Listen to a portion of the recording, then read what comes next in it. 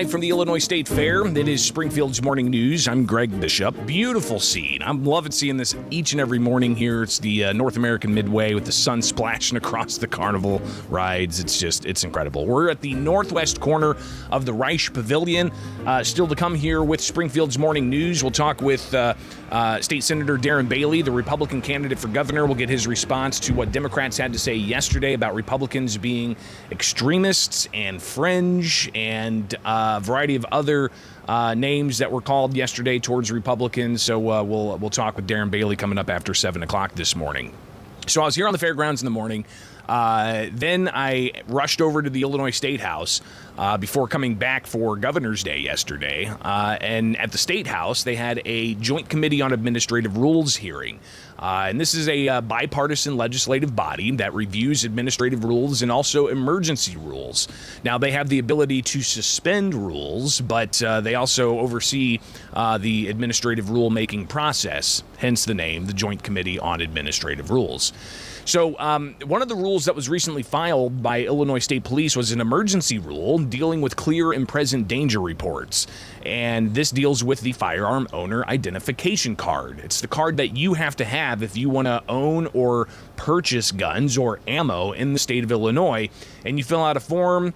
You send it in to state police, they review the form, and then they send you back either a denial or they send you back a FOID card. And it's good for 10 years, and you got to re-up it, and you got to show the card anytime you want to buy ammo or guns in the state of Illinois. So we've had a couple of instances, tragic, horrific instances take place in the past 4 years or so. One was back in Aurora in 2019. And that was where a warehouse employee, apparently disgruntled, had a FOID card, had a weapon, applied for a concealed carry license, had his FOID card revoked because it was found he had a felony conviction in a different state when he applied for his concealed carry license here in Illinois, and he had his FOID card revoked. State police did not go and actually take that FOID card or confiscate the FOID card or any weapons he may have had. And ultimately, that individual was able to go and shoot and kill people at a warehouse in Aurora. So in 2019, when that happened, there were obvious questions about whether the FOID card's doing what it needs to do. It's got law-abiding citizens jumping through hoops to get the card so that they can be in the bounds of the law. But if the safety net's not actually being a safety net, then what's the point of it being in place? A lot of other states, most of the states in the country, 47 other states don't have a gun permit issued by the state. Illinois is one of, I believe, 3 that actually does.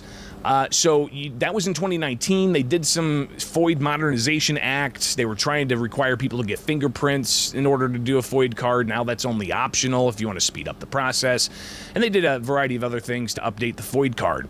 But then come last month, Independence Day, July 4th, up in Highland Park during a parade, an individual, Robert Cremo III, allegedly opened fire and killed 7 people, injuring dozens. And it came out in the days afterwards that local police back in 2019 actually visited the Cremo home because of a report of possible suicidal thoughts.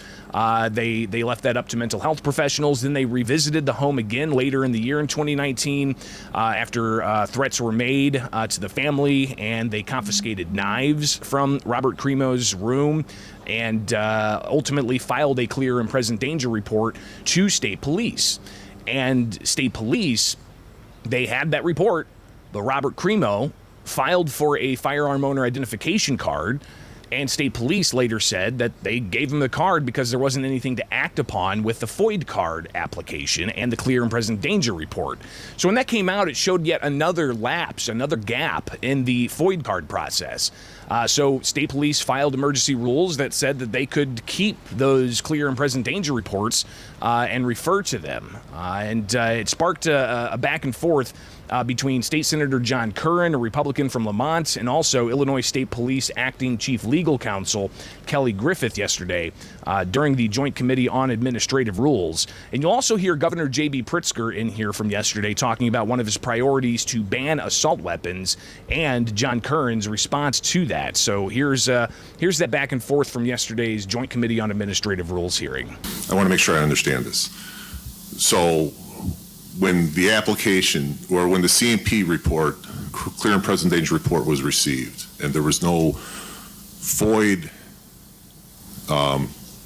application on file, or there was no FOID card action or issuance that had previously occurred, the matter then is concluded and there's no action taken on the clear and present danger report. That's what the practice was in September of 2019? There was no action that could be taken because nothing was pending. Yes, sir. No determination, no investigation was done by a reviewing officer. No determination was made on that CMP report because there was no FOID card issued, no application pending.